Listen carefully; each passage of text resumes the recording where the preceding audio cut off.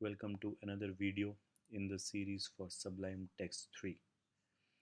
In these videos, we'll look at how Sublime Text 3 features can be used in your day-to-day work, which not only includes code development work, but other simple tasks that you have to do, which can be made more productive and more easy using some interesting features of Sublime Text 3.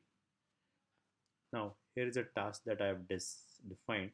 Let's say someone sends you these list of videos with the links from YouTube, and you just want to convert them into hyperlink, and you want to put them in your HTML page or wherever you want. Now, of course, there may be a more laborious way of doing that. You putting an anchor tag, rearranging the text, and these are only 4 links. Let's say there are 10 links. You may be wasting a lot of your time. Let's see with Sublime Text 3's multi-cursor feature how we can do this pretty quickly and neatly. So I'll just copy my text, go to Sublime Text. Now what you have to see with the multi-cursor feature is identify some kind of pattern so that you can define your multiple cursors. In this case, of course, YouTube link is common. So I'll select one of these and I can do Command D each time and select all the occurrences of the same text. Alternatively, I can do Control Command G. So with a single combination, I can select all.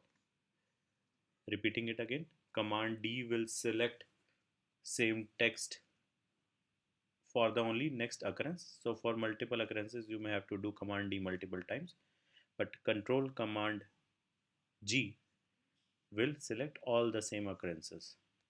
Note that this is for Mac. For Windows, these keys may be slightly different. Now we have to select the whole link. So I'll do Command Shift G. It will select all of it till the end of the text. I will cut it because I have to bring it to the front. Now when you cut, copy, paste, each cursor will retain its individual text. I will do a command left to go to the front of the window, front of the line, and start writing my anchor tag.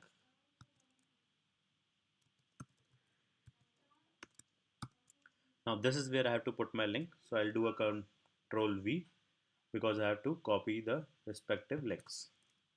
So you see all the respective links of each line, that is the each cursor, come at the right place.